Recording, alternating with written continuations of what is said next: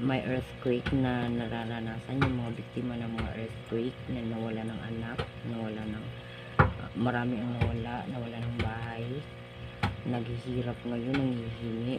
Tulungan nyo sila. Okay, government, tulungan nyo po sila. Tulungan nyo po sila